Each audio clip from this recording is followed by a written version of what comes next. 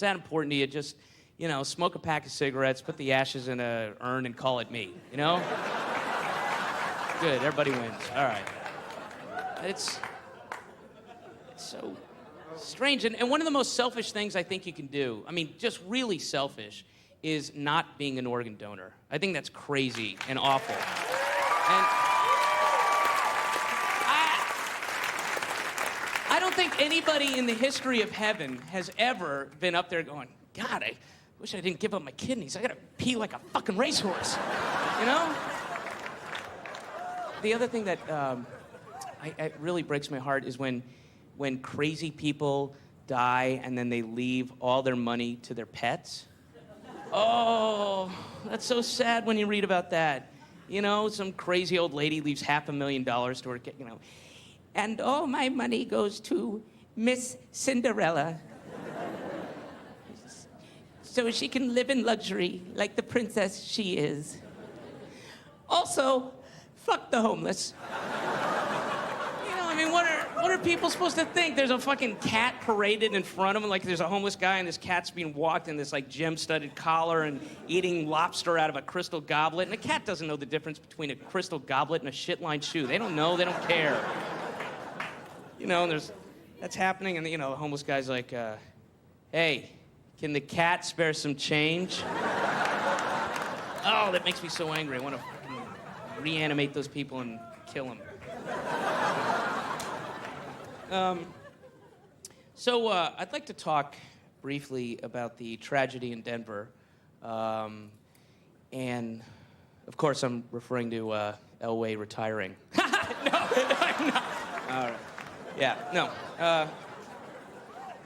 But there's been this, huge cry about, violence in the media. Violence in the media. Violence in the media is the cause of it. And you know what? Everywhere I fucking turned, that thing was repeated constantly, ad nauseum. They fucking had it live on every station. They kept repeating the bloody guy coming out of the window. That's fucking violence in media. What are you talking about? It's like, and clear, people, the kids in Kentucky, took out like 2 guys. The guys in Arkansas took out 3 people. The guy in Clayton, Georgia, shot 6 people, didn't kill any of them. They're fucking blips in the news. Nobody's talking about that. So clearly the lesson here is, fucking have your shit together, And fucking do it right. Get your maps, get your bomb things. If you really want to be, in violence in the media and be the big story, that's what you got to do. It's so hypocritical, and it's disturbing. It's garbage to me, and I don't like the leap in logic that it's violence in the media. That's what those, because they act like violence didn't exist before TV shows and natural born killers. Like the guy who climbed the bell tower in the '60s in Austin, Texas. What was the violent movie he watched before? I can't remember what it was. And I'm sorry. What was what were the video games that Hitler used to play? Before he went out, and what were the video games he gave to the entire German Republic? Yeah. It's it's ridiculous. And here's the thing, like, look, if you just program Touched by an Angel and Providence and Family Practice and that bullshit, I'll fucking kill somebody. All right.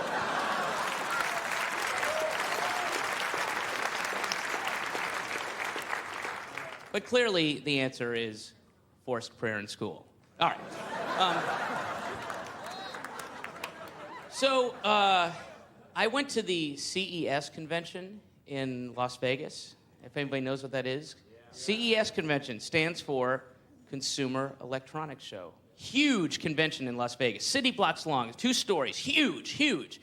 First floor, all electronic stuff, TVs and radios and stuff. Second floor, all porn.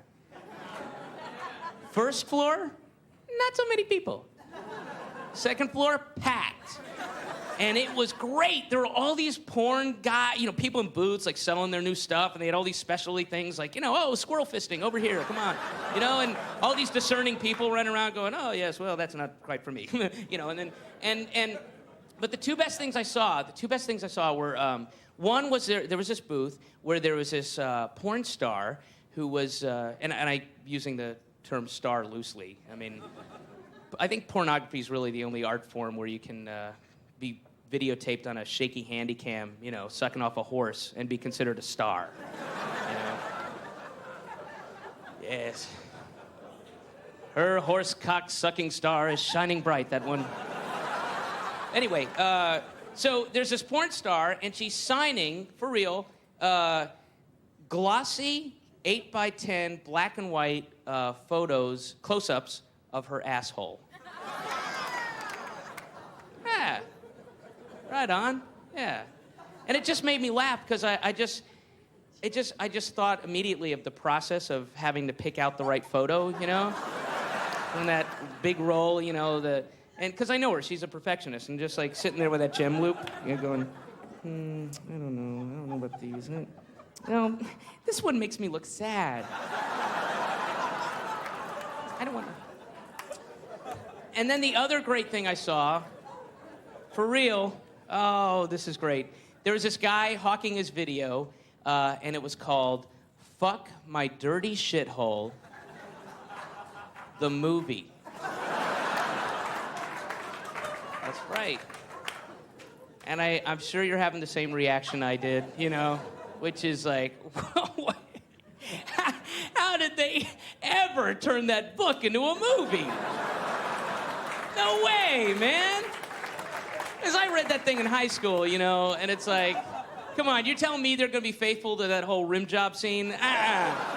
No way. Oh. And it's so sad because all those porn stars, they all think they're going to be legitimate actors and actresses. They really do. They think it's like a shortcut to, you know, legitimate work, you know? And you can see why, because we've all seen that, you know, hardcore gangbang tape that Meryl Streep made, you know, that launched her career and got her all those auditions. I think it was that and then Sophie's Choice the next day. But, of course they want to be stars. Why wouldn't they? It's the easiest job in the world to be an actor or an actress. It's insanely, of course everybody wants that one true goal, and that is to be interviewed on Inside the Actor's Studio. They so desperately want to meet and be deified by James Lipton. You guys know that guy, that host of Inside the Act, the most pompous, arrogant failure in history. And it's so sad, man. He's like, all he has left, he has nothing. All he has is his ability to berate, you know, people that are younger than him, and he's in this position of authority, and he wields it with a mighty, actory fist, you know? And he has this show, this obnoxious show where he brings people on, and, you know, and they're fucking movie stars. They're not, like, great actors. It's people like, you know, Julia Roberts, you know? She's not, I mean, nothing against her, but she's not that great. Acting is all pretending. That's all it is. It's the easiest job in the world. Here's what you do. Here's acting, all right? Actors sit, they get fucking millions of dollars. They sit in their beautiful plush trailers with beds and fucking big screen TVs, playing video games, you know, waiting to get called to set, and they're hanging out on a cell phone, and then, you know, a PA who's getting like $6 an hour comes up and goes, we're ready for you, Mr. Belushi. Fuck you! You know, and then, and then they come down and they hold an umbrella lest a raindrop touch your precious little head, and they give you hovercraft boots so you can, you know, not touch the ground, and angels sprinkle gold on you, and they get you, you know, what would you like? Would you like a certain kind of tea? That kind of tea that you can only get in Tibet, and I'll fly over there right now and get it for you? Yes, sir. You know, and then, you know, they get on the set, and then the directors go, okay, second team out, first team in. Second team does all the hard work. They're the people who look like you and dress like you, and they sit there for an hour while they light and everything, and then first team goes in. It's all pretending. That's all you do. And then they go, okay, and action. I'm so ashamed. And cut. Okay, I'll be in my trailer. Good, great. You know, that's it. That's the great actress, you know. And then fucking, so, you know, James Lipton, you know, has this ridiculous show where he just, you know, kisses everybody's ass. And I'm glad it's being taped at least so that alien cultures 10,000 years from now will be able to say, we have found him, the greatest ass kiss in history. Ha ha! You owe me 50 Shembleks, Romulet. All right, yeah. That's a made-up alien, but see, they still use the Deca system. All right. So James Lipton. Now here's the story about James Lipton. I was at the Cable Ace Awards, which is I mean, it's just lame. It's the dumbest award ever. It's the most unnecessary, ridiculous award. If the world's greatest grandpa was a real award, maybe that would be a little bit dumber. But this is one of the dumbest. So I'm there with Bob Odenkirk, and we're there to present this award. And James Lipton's there, and he wins his award for best cable host. Big fucking deal, whatever. He gets up there, and this is his moment to shine. And he starts giving a speech, and he starts losing it, for real. He starts breaking down, like losing his shit in this real over-emotive, actory way. It's embarrassing, man. And, you know, I'm like, Bob, check this out, man. Oh, God, he's up there. He's got his ID, you know, his little index cards, and he's going, and, you know, I thank you all for recognizing my brilliance and allowing me, James Lipton, to interview the great actresses like Meg Ryan and her orgasmic turn in When Harry Met Sally. Clearly one of the greatest, most wonderful, funniest scenes in the last 10 years of history, if not the funniest. Brian, do not argue with me on this. We've had this discussion before, and you are out of the class! No, but he goes up and he starts doing, so he's doing his speech, and he fucking loses his shit, and he starts crying at the very end of it, and he says, quoting, he's like, and lastly, I would like to thank my beautiful wife, Carrigan Lipton, who did me the small service of redefining the universe. Oh, you are, you know.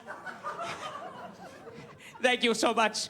Thank you to Michael Montgomery, who has the temerity and the tenacity to mic me. And Rosie Schwarzenbaum. God bless you, Rosie.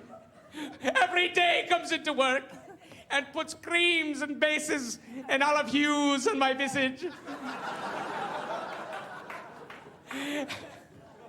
And Don Titelkoff, who brings me my special teas and ointments. Don Titelkoff, you are God's own personal warrior. And thank you to God. Thanks to God for allowing me to be the vessel with which he speaks. Thank you to my students who are so ignorant and dumb. They allow me to look superior in next to them and put up with my innate bullshit. I am the greatest. I am James Lipton. Thank you very much. Good night. Thank you.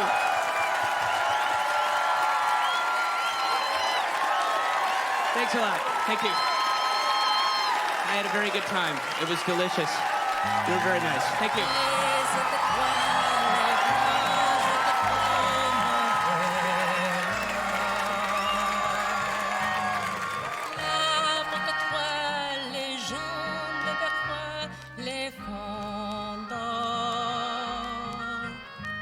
C'est soit le fromage du formidable et vous êtes poutine comme un chat, c'est va,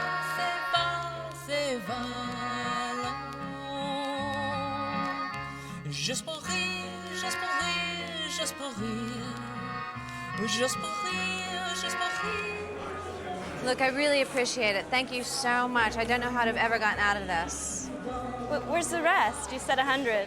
I also said to be on time. I had to sit through a swim team story.